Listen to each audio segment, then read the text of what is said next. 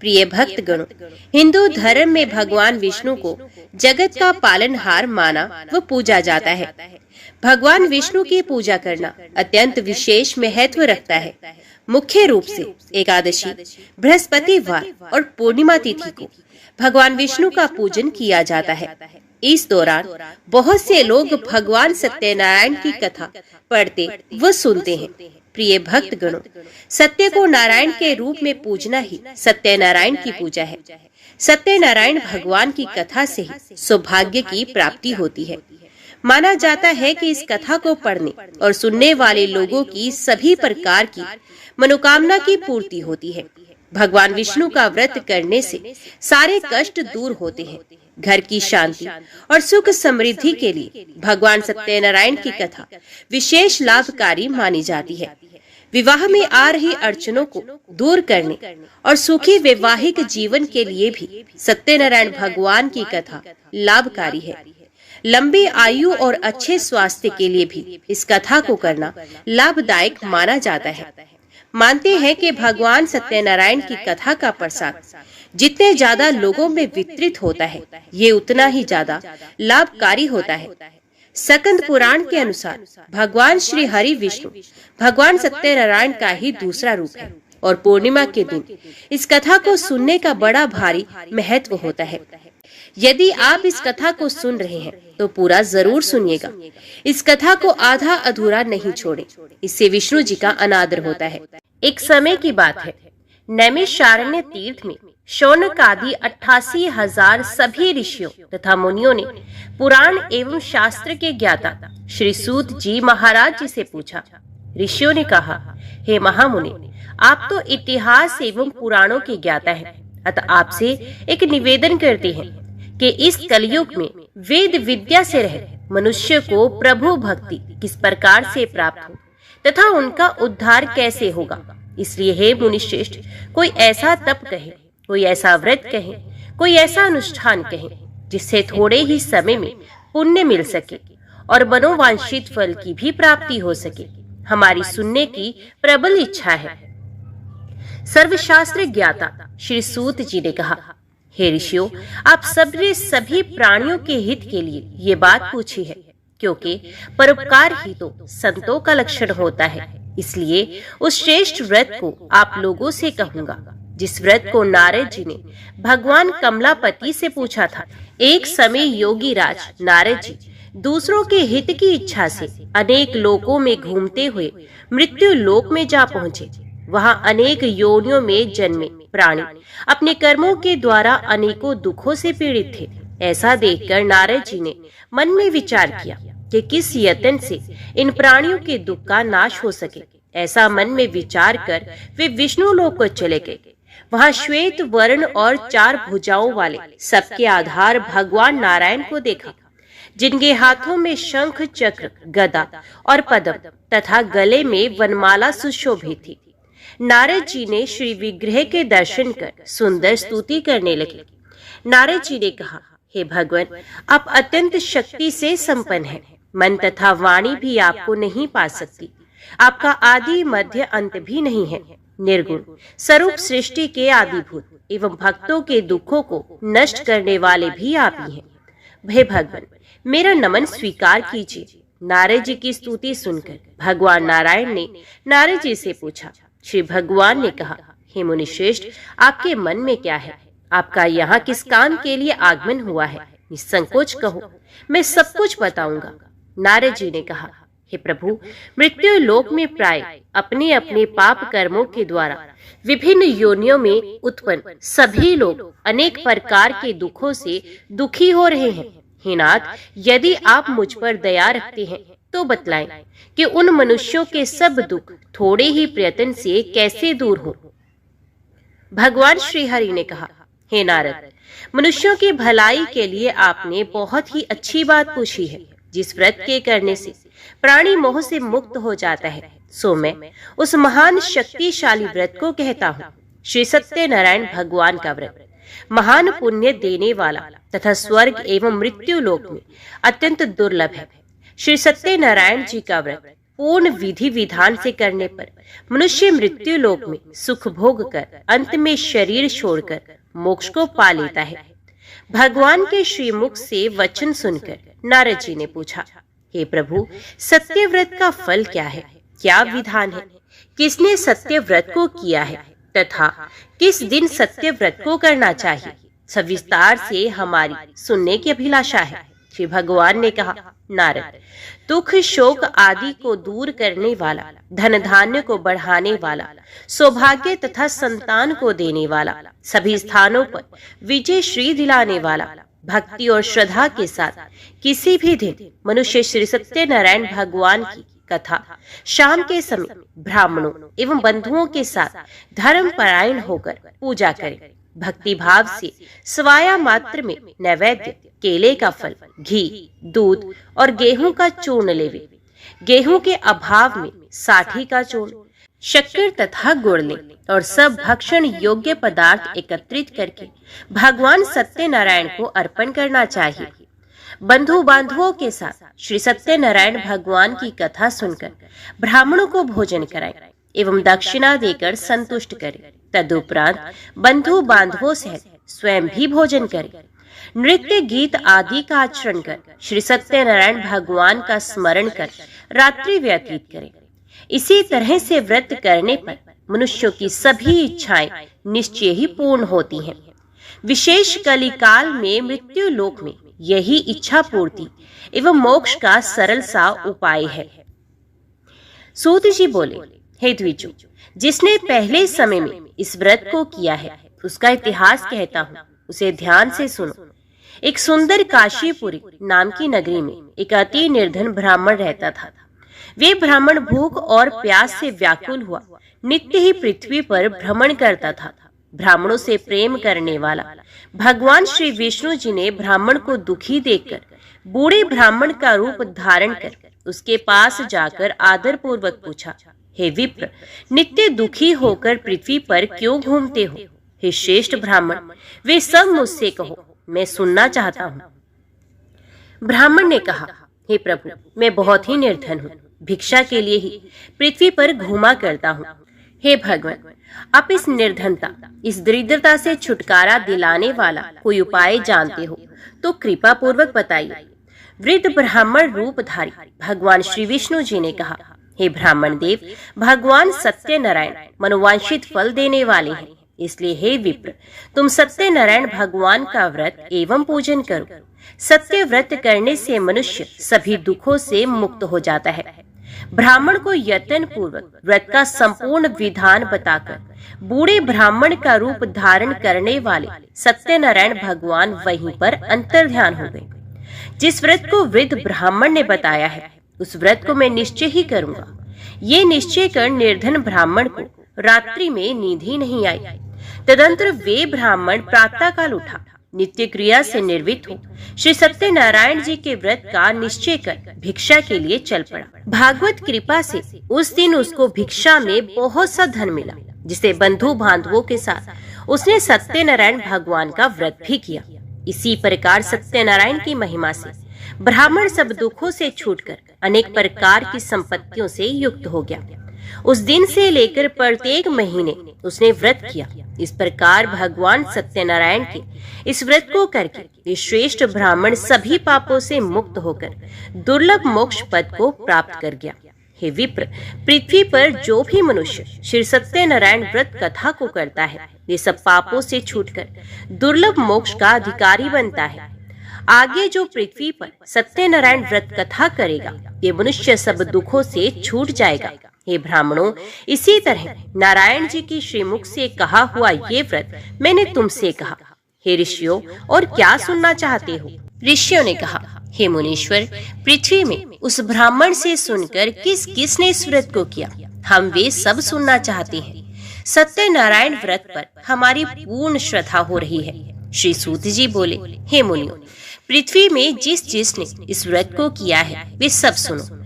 एक समय वे ब्राह्मण धन और ऐश्वर्य के अनुसार बंधु बांधवों के साथ व्रत करने को तैयार हुआ। उसी समय एक लकड़हारा आया और बाहर लकड़ियों का गट्ठर रखकर ब्राह्मण के घर में घुस गया।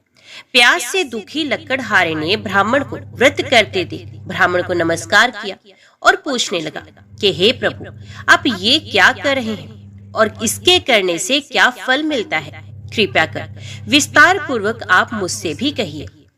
ब्राह्मण ने कहा, सभी मनोकामनाओं को पूर्ण करने वाला ये श्री सत्यनारायण भगवान का व्रत है। इसी व्रत के प्रभाव से मेरे यहाँ महान धन धान्य आदि की वृद्धि हुई है।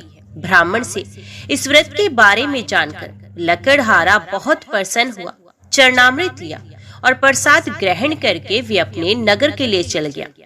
लकड़हारे ने मन में इस प्रकार का संकल्प किया कि आज ग्राम में लकड़ी बेचने से जो भी धन मुझे मिलेगा, उसी धन से भगवान सत्यनारायण देव का मैं उत्तम व्रत करूंगा।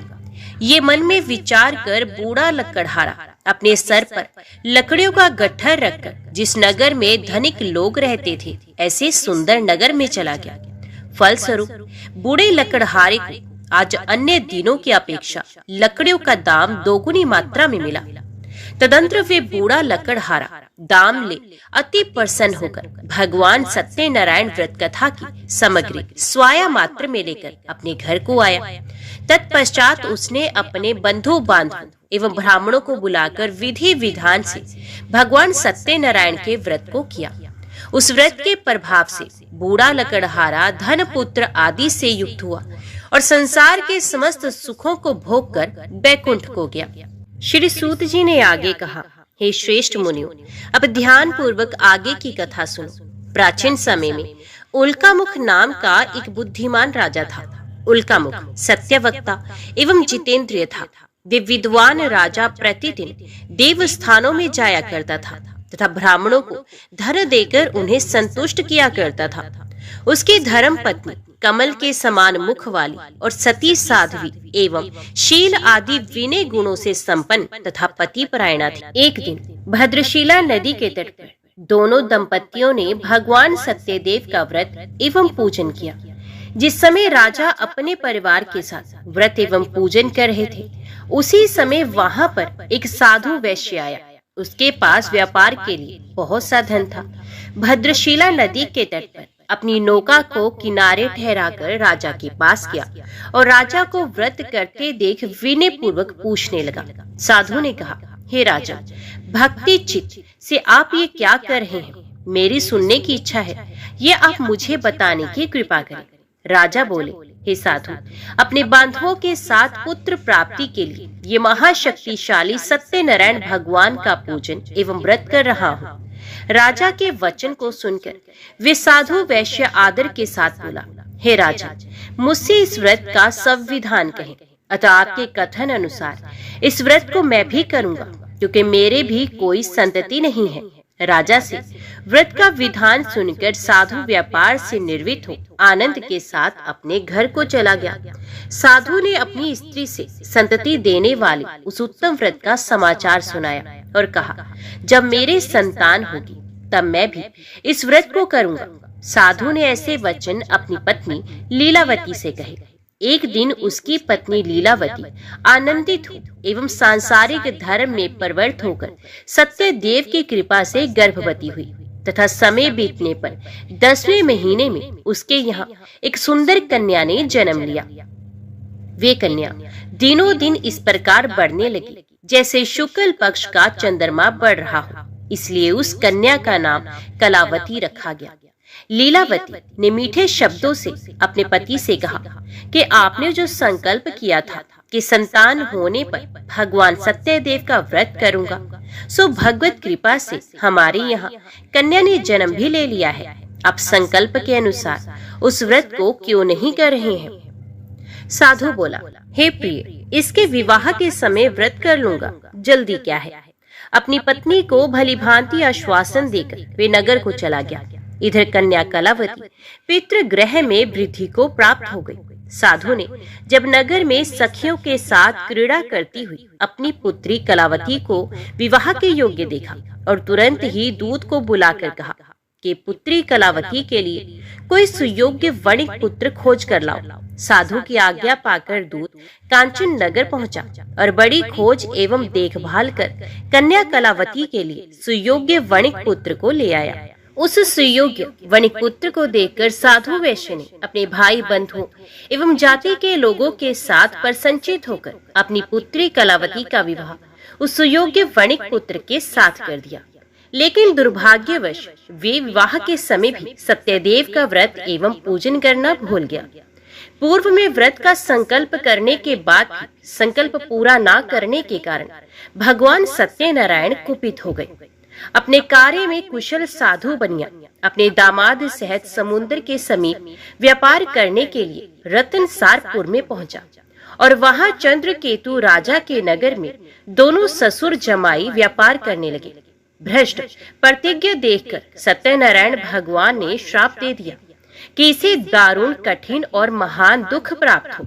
एक दिन भगवान सत्यनारायण की माया से प्रेरित होकर दो चोर राजा के धन को चुराकर भागे जा रहे थे, किंतु पीछे से राजा के दूतों को आता देख वे दोनों चोर घबराकर भागते भाग धन को वहीं चुपचाप छुपा गए जहां दोनों ससुर जमाई ठहरे हुए थे।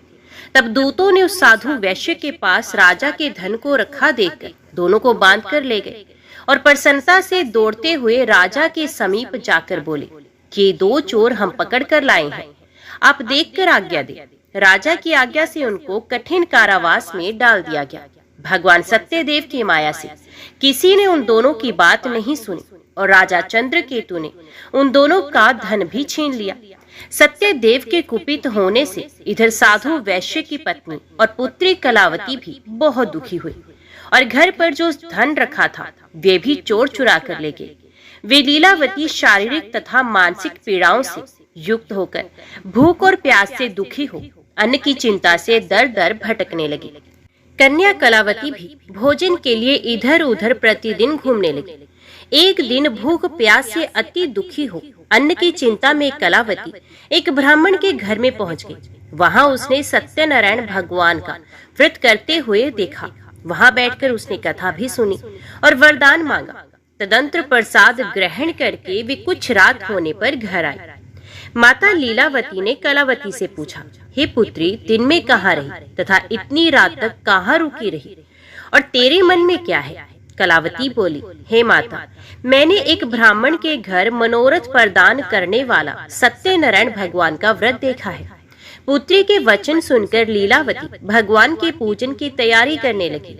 लीलावती ने परिवार और बंधुओं के सहित भगवान का पूजन एवं व्रत किया और ये वर मांगा कि मेरे पति और दामाद शीघ्र ही सकुशल घर लौट आए और प्रार्थना की हम सबका अपराध क्षमा करें। भगवान सत्यदेव इस व्रत से संतुष्ट हुए और राजा चंद्रकेतु को स्वप्न में दर्शन दिए और बोले, हे राजा, दोनों बंदी वैश्य प्रातः काल ही छोड़ दिए जाएं और उनका सब धन जो तुमने ग्रहण कर लिया है वे भी उन्हें लौटा दिया जाए, नहीं तो तुम्हारा सब धन, सब राज्यपाट और सब कुछ नष्ट कर दूंगा।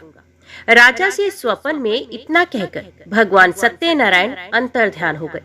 इसके अनंतर प्रातः काल राजा चंद्रकेतु ने सभा में अपने सभासदों को स्वप्न के विषय में बताया और दोनों बंदी वैश्यों को मुक्त कर सभा में लाने की आज्ञा दी। राजा की आज्ञा पाकर राजकोष दोनों महाजनों को बंधन से मुक्त कर राजा के सामने लाकर विनय पूर्वक कहने लगे, हे महाराज, बेड़ी बंधन से मुक्त करके दोनों वणिक पुत्र लाए गए हैं।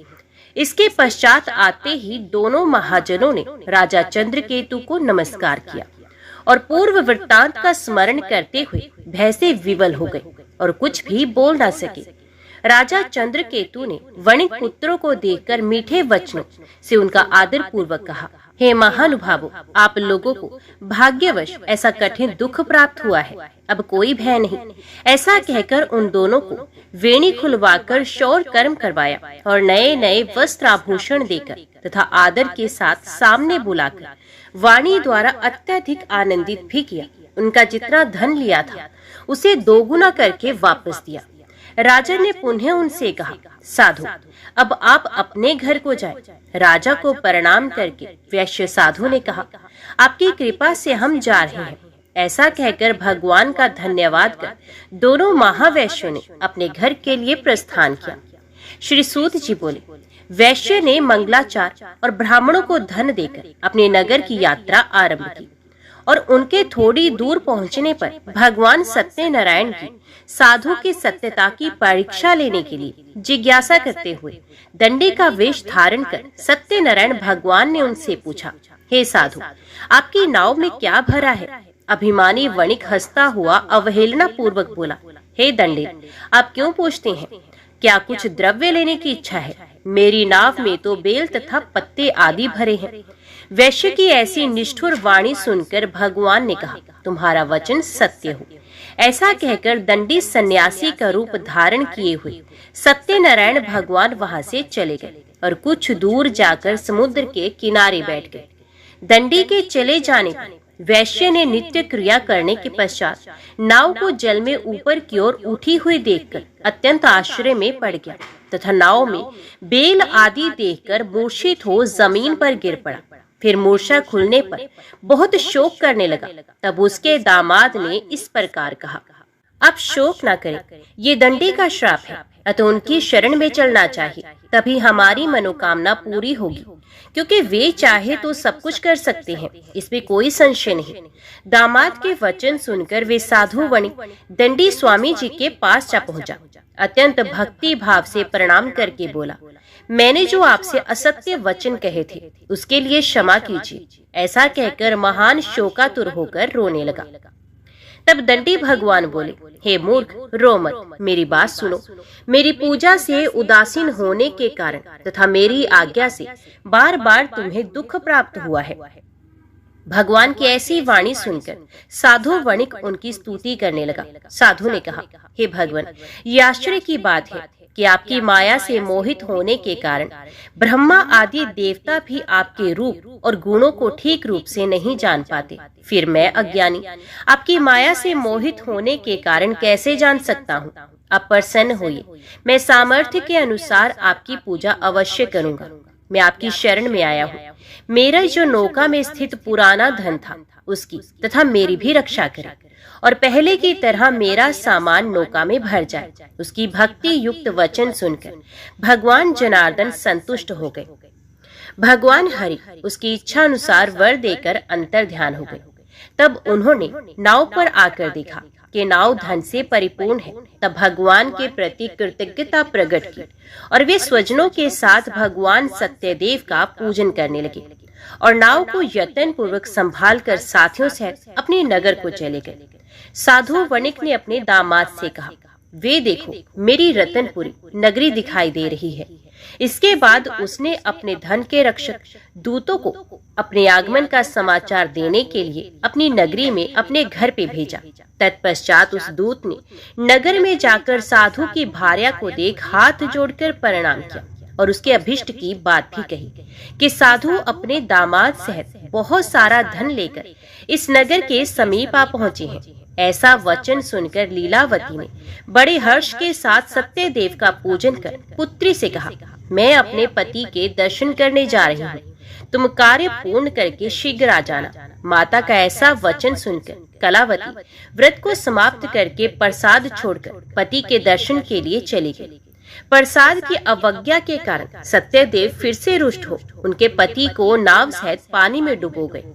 तत्पश्चात कलावती अपने पति को ना देखकर रोती हुई महान शोकातुर होकर जमीन पर गिर गई। इस तरह नौका को डूबा हुआ तथा कन्या को रोता हुआ देख साधु दुखित हो मन में विचार करने लगा, ये क्या आश्चर्य हो गया। नाव का संचालन करने वाले भी चिंतित हो गए। लीलावती भी कन्या को व्याकुल देखकर विवल हो गई और अत्यंत दुख से विलाप करती हुई अपने पति से इस प्रकार कहने लगी, अभी अभी नौका के साथ दामाद कैसे अलक्षित हो गया।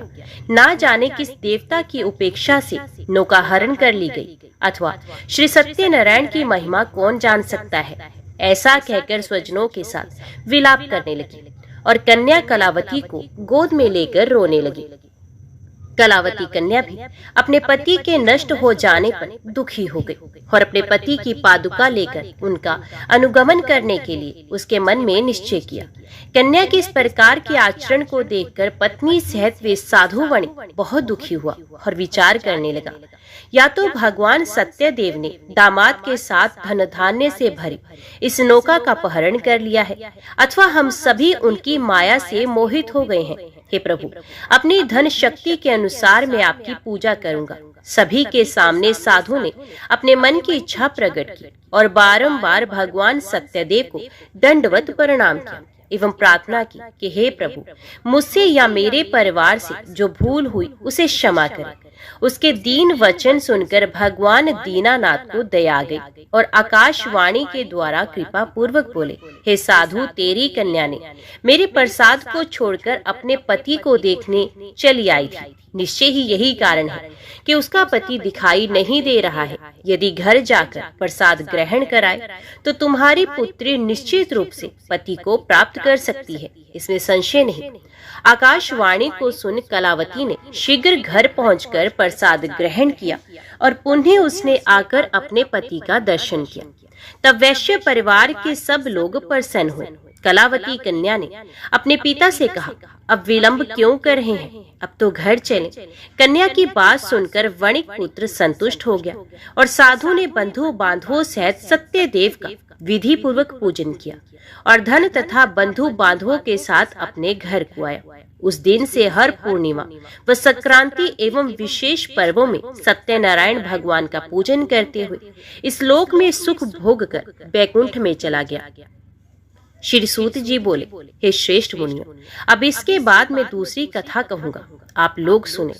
अपनी प्रजा का पालन करने में लीन तुंगध्वज नामक एक राजा था। उसने भी भगवान सत्यदेव के प्रसाद को त्याग कर बहुत दुख प्राप्त किया था। एक बार वे वन में जाकर और वहां बहुत से पशुओं को मारकर बड़ के पेड़ के नीचे आया। वहां उसने भक्ति भाव से ग्वालों को बंधु बांधवों सहित संतुष्ट चित्त होकर सत्यदेव की पूजा करते हुए देखा। राजा अभिमानवश न वहां गया, न ही उसने भगवान सत्यनारायण को नमस्कार किया। जब ग्वालों ने भगवान का प्रसाद उनके सामने रखा तो वे प्रसाद को त्याग कर अपनी सुंदर नगरी की ओर चला गया। ग्वाल बालों ने भगवान का इच्छा अनुसार प्रसाद ग्रहण किया। इधर राजा को प्रसाद का परित्याग करने से बहुत दुख प्राप्त हुआ। जब अपने राजमहल में वो वापस पहुंचा तो क्या देखता है, उसने अपना सब कुछ नष्ट कर पाया। संपूर्ण धन धान्य एवं सभी 100 पुत्र नष्ट हो चुके थे। राजा ने मन में ये निश्चय किया कि अवश्य ही भगवान सत्यनारायण ने हमारा नाश कर दिया है, इसलिए मुझे वहीं जाना चाहिए जहां श्री सत्यनारायण जी का पूजन हो रहा था। तत्पश्चात वे राजा मन में विश्वास कर ग्वाल बालों के समीप किया और उसने गोप गणों के साथ भक्ति श्रद्धा से युक्त होकर विधि पूर्वक भगवान सत्यनारायण का पूजन किया एवं प्रसाद ग्रहण किया। भगवान सत्यदेव की कृपा से राजा पुण्य धन और पुत्रों से संपन्न हो गया। इस लोक में सभी सुखों का उपभोग कर अंत में वैकुंठ लोक को प्राप्त हुआ। श्री सूत जी कहते हैं कि इस परम दुर्लभ व्रत को जो भी व्यक्ति करता है और पुण्यमयी एवं फल प्रदायिनी भगवान की कथा को भक्ति युक्त होकर सुनता है, उसे भगवान सत्यदेव की कृपा से धन धान्य की प्राप्ति होती है। निर्धन धनी होता है, बंधी बंधन से मुक्त होकर निर्भय हो जाता है, डरा हुआ व्यक्ति भय से मुक्त हो जाता है, संतानहीनों को संतान प्राप्त होती है। ये सत्य बात है, इसमें किसी प्रकार का संशय नहीं है। भगवान की कृपा से उसके सभी पाप नष्ट हो जाते हैं एवं सभी मनोरथों को प्राप्त कर अंत में वैकुंठ धाम को प्राप्त करता है। हे ब्राह्मणों, इस प्रकार मैंने आप लोगों से भगवान सत्यनारायण के व्रत को कहा, जिसे करके मनुष्य सभी दुखों से मुक्त हो जाता है। हे ऋषियों, कलयुग में तो भगवान सत्यदेव की पूजा विशेष फलदायिनी है। भगवान विष्णु को ही कुछ लोग काल, कुछ लोग सत्य, कोई ईश, कोई सत्यदेव तथा दूसरे लोग सत्यनारायण नाम से पुकारेंगे। अनेक रूप धारण करके भगवान सत्यनारायण सभी का मनोरथ सिद्ध करते हैं। कलयुग में सनातन भगवान विष्णु ही सत्यव्रत रूप धारण करके सभी का मनोरथ पूर्ण करने वाले होंगे। हे श्रेष्ठ मुनियों, जो व्यक्ति प्रतिदिन भगवान सत्यनारायण की इस व्रत कथा को पढ़ता है, सुनता है, भगवान सत्यनारायण की कृपा से उसके सभी पाप नष्ट हो जाते हैं। हे मुनीश्वरों, पूर्व काल में जिन्होंने इस व्रत को किया था, उनके अगले जन्म की कथा कहता हूँ, आप लोग सुने। महान प्रज्ञा संपन्न शतानंद नाम के ब्राह्मण सत्यनारायण के व्रत के प्रभाव से दूसरे जन्म में सुदामा नामक ब्राह्मण हुए और उस जन्म में भगवान श्री कृष्ण का ध्यान करके उन्होंने मोक्ष प्राप्त किया। लकड़हारा भिल गुहों का राजा हुआ और अगले जन्म में उसने श्री राम की सेवा करके मोक्ष प्राप्त किया। महाराज उल्कामुख दूसरे जन्म में राजा दशरथ हुए, जिन्होंने श्री रंगनाथ की सेवा करके अंत में वैकुंठ धाम प्राप्त किया। इसी प्रकार धार्मिक एवं सत्यव्रती साधु पिछले जन्म के सत्यव्रत के प्रभाव से दूसरे जन्म में मोरध्वज नाम के राजा हुए। उसने आरे से चीरकर अपने पुत्र की आधी देह भगवान श्री कृष्ण को अर्पित करके मोक्ष प्राप्त किया। महाराज तुंगध्वज जन्मांतर में स्वयंभू मनु हुए और भगवत संबंधी संपूर्ण कार्यों को भक्ति पूर्वक अनुष्ठान करके वैकुंठ लोक को प्राप्त हुए। जो गोपगण थे वे सब जन्मांतर में ब्रजमंडल में निवास करने वाले गोप एवं ग्वाल बाल हुए और श्री कृष्ण की सन्निधि पाकर एवं राक्षसों का संहार करके उन्होंने भी भगवान का शाश्वत धाम गोलोक धाम प्राप्त किया। तो बोलो श्री सत्यनारायण भगवान की जय। अभी श्रवण कीजिए श्री सत्यनारायण भगवान जी की आरती। जय लक्ष्मी रमणा स्वामी, जय लक्ष्मी रमणा। सत्यनारायण स्वामी, सत्यनारायण स्वामी, जनपातक हरिणा। ओम जय लक्ष्मी रमणा। रतन जड़ित सिंहासन अद्भुत छविराजे, नारद करत निरंजन घंटा ध्वनि बाजे। ओम जय लक्ष्मी रमणा। प्रगट भये कलि कारण द्विज को दर्श दियो, बूढ़ो ब्राह्मण बन कर कंचन महल कियो। ओम जय श्री लक्ष्मी रमणा। दुर्बल भील कठारो जिन पर कृपा करी, चंद्रचूड़ एक राजा जिनकी विपत्ति हरी। ओम जय लक्ष्मी रमणा। वैश्य मनोरथ पायो श्रद्धा तज दीनी, सो फल भोग्य प्रभु जी फिर अस्तुति कीन्ही। ओम जय लक्ष्मी रमणा। भाव भक्ति के कारण छिन छिन रूप धरियो, श्रद्धा धारण कीन्ही तिनको काज सरियो। ओम जय लक्ष्मी रमणा।